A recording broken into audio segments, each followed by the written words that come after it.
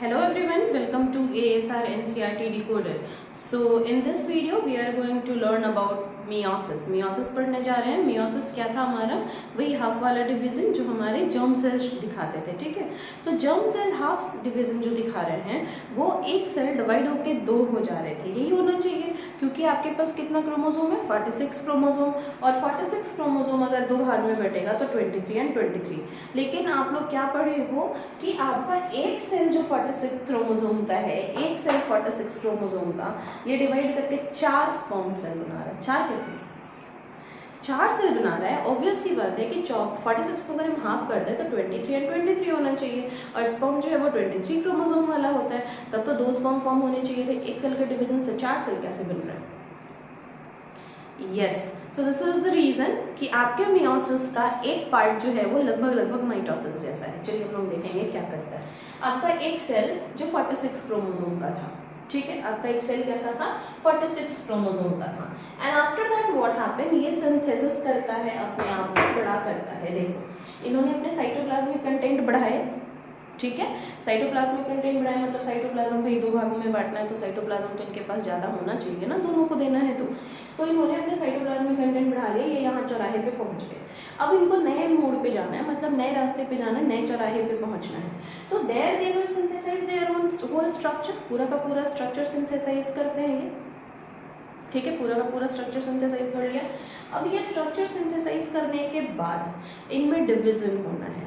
And the division must be like that कि इनका जब डिवीजन हो तो फिर ये क्या हो जाए, फटाफट से बराबर भागों में बढ़ जाए. तो जैसा आप माइटोसिस में देखे थे एक बार, बिल्कुल वैसा होता है. तो चलिए हम लोग उसको एक बार फिर से देख लेते हैं. ठीक है ना. सो what is it? Prophase, metaphase, anaphase and telophase. ठीक, प्रोफेज में क्या हुआ था? आपका जो सेल था उसके सेल के सारे जेनेटिक मटेरियल उलझे हुए थे और दो के दो सेंट्रियोल थे आपके पास. ये था अर्ली प्रोफेज में. अर्ली प्रोफेज में, ठीक है, एकदम शुरू जो हमारा प्रोफेज हो रहा था. प्रोफेज में भी आपको 5 डिफरेंट स्टेप्स पढ़ने हैं. ठीक है ना, वो 5 हम लोग एक दिन अलग से पढ़ लेंगे प्रोफेज को. फिर से क्या हुआ कि आपका जो सेंट्रियोल है वो कहाँ पहुंचा? दो किनारे पे पहुंच गया है और आपके जेनेटिक मटेरियल जो है वो अब वाइड होना शुरू करेंगे. ठीक है, और आपका जो न्यूक्लियस है वो डिसॉल्व हो गया है. हम लोग ये पढ़े थे ना. ठीक है, अब क्या हुआ नेक्स्ट? फिर प्रोफेज के 5 अलग स्टेप हैं. फिर उसके बाद वाले स्टेप में क्रोमोसोम बन के तैयार हो गए हैं. ठीक है, और वो ऐसे हैं chromosome, not in arranged pattern. Chromosome बन के तैयार हो गए हैं और आपका जो सेंट्रियोल है वो एस्टर बना के रेडी है.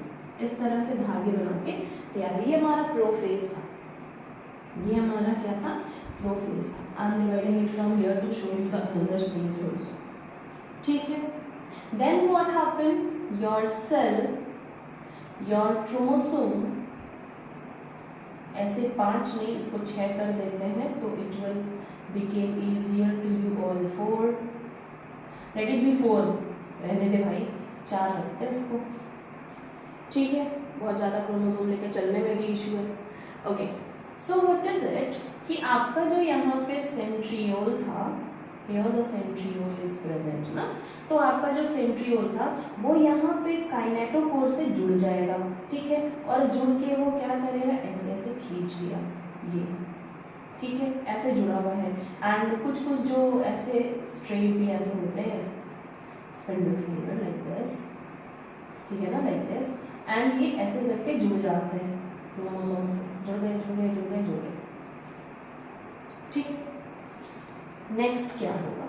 एनाफेज में ये हमारा सेल है.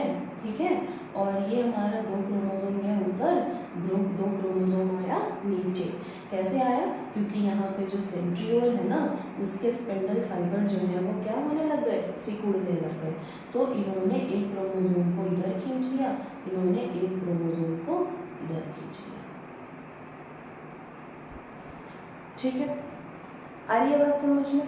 खींच लिए दोनों आराम से.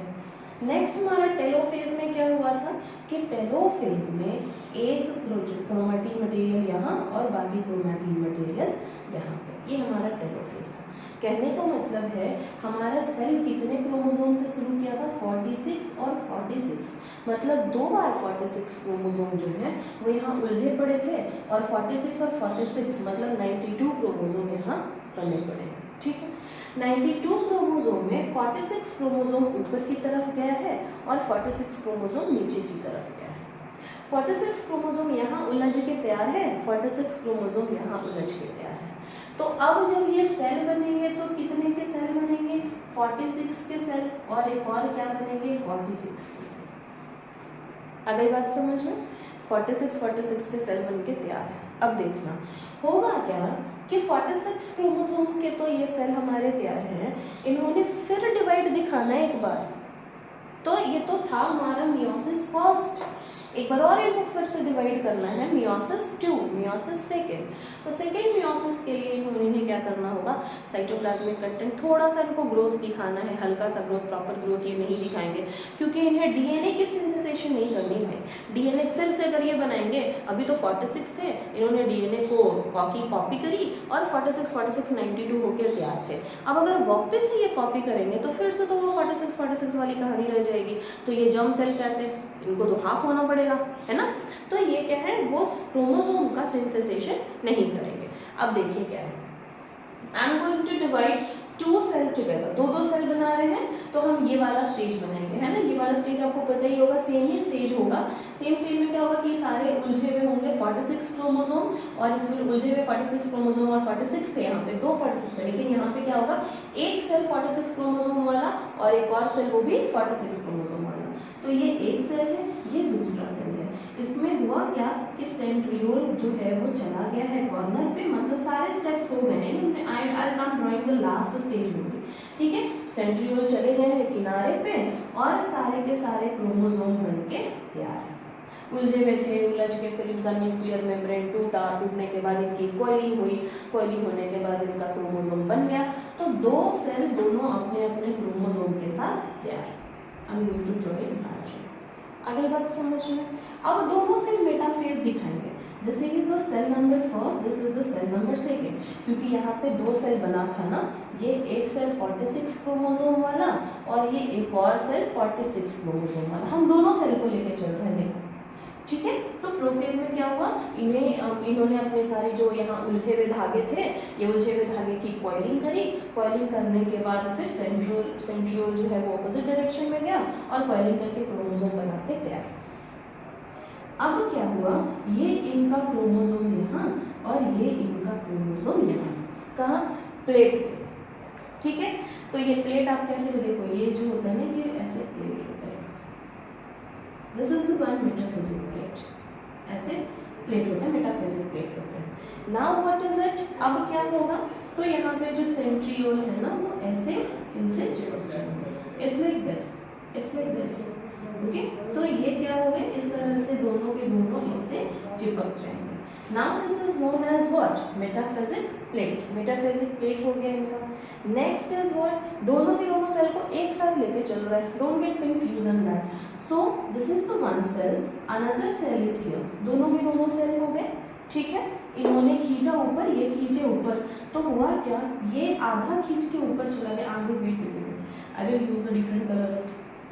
सो ये आधा खींच के ऊपर, आधा खींच के ऊपर, आधा खींच के नीचे, आधा नीचे, तो it's like this, it will broke up, टूट गया ना।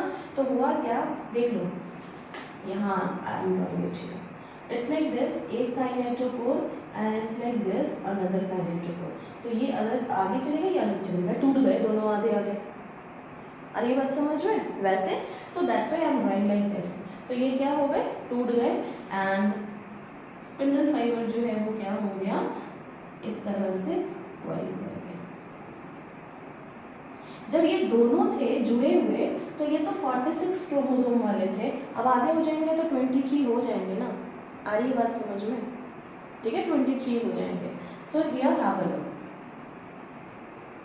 Wait I am going to make it like this, have example of one chromosome only, ऐसा एक एक क्रोमोसोम का एग्जांपल लेके चलते हैं। हाँ, तब आप लोग कंफ्यूज नहीं होंगे। ऐसे like this, let me rub this on the one again, ऐसे। आ रही बात समझ में? तो ये थे 46 क्रोमोसोम वाले, 23 ऊपर 23 नीचे, 23 ऊपर 23 नीचे। तो लेटर ऑन लास्ट में क्या हो गया, यहाँ पे एक 23 क्रोमोसोम का गुच्छा बना, यहाँ पे एक और 23 क्रोमोसोम का गुच्छा बना।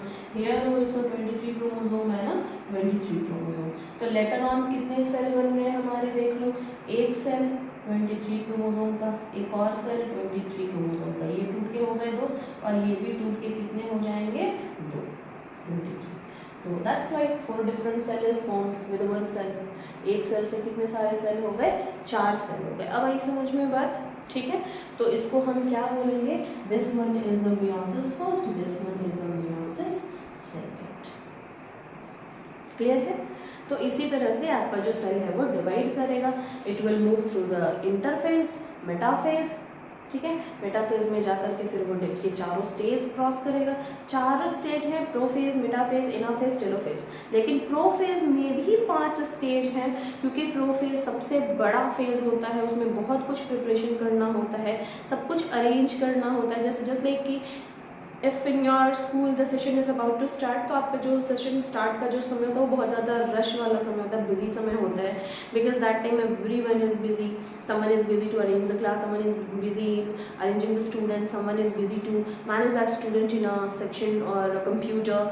तो कहने का मतलब account session together with management, together with teacher, every one is busy. तो वैसे ही प्रोफेज डिवीज़न का फर्स्ट स्टार्ट फेज है, तो वहाँ पे बहुत सारी प्रिपरेशन करनी पड़ती है। तो that's why prophase is the longer one. और वहाँ पे काइस्माटा का फॉर्म होता है, 5 अलग अलग वहाँ पे फेजेस आएंगे, वो हम लोग फिर अगले वीडियो में पढ़ेंगे। हाँ, एक सबसे important question, which type of cell will not show division, not even a mitosis, not even a meiosis.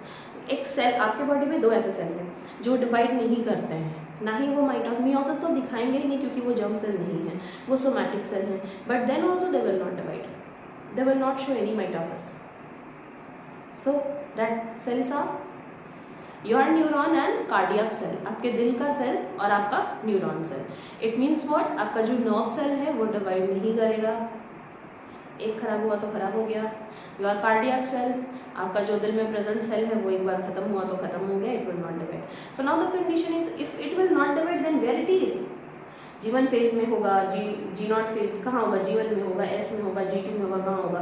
तो the phase is known as what, G0 phase, वो सेंसेंस फेज में होंगे, ठीक है, सोए रहेंगे वो, मतलब उनकी ग्रोथ हो रखी है, बस ग्रोथ हो रखी है प्रॉपर, ठीक है, बट डिवाइड नहीं कर रहे। डिवाइड होने से पहले वाले फेज में वो आके रुके हुए हैं, उन्होंने पूरा अपना कंटेंट बढ़ा लिया, ग्रोथ अपना कर लिया प्रॉपर, ग्रोथ के बाद फिर वह रुके हुए नहीं जाना, डिवाइड ही नहीं करना है। अरे बात समझ में? So what is it, 2 different cell, that is your cardiac cell and nervous cell, will not show any type of division. So please pay attention on it. आपको अपने नर्व सेल और अपने कार्डियक सेल को loose नहीं करना है, तो फिर उनका प्रॉपर ध्यान दीजिए, क्योंकि आपके जो मैस्कुलर सेल हैं, आपकी जो बॉडी है, आपके जो मसल्स हैं, आपके जो एप्स बन रहे हैं, when you will go to the gym, तो वो सब तो आप वापस से गेन कर लोगे, लूज करोगे तो भी गेन कर लोगे, but 2 different cells you have कि एक बार आपने उसको खोया तो फिर खो दिया, तो गॉट इट ना? Okay, so we are going to continue the another life process chapters or rest more chapter. In another video I think I will give you information of that chemistry, how to know what the periodic table is and how elements are arranged, why elements are arranged in that sequence. So we will continue through the periodic table next. Okay, thank you everyone.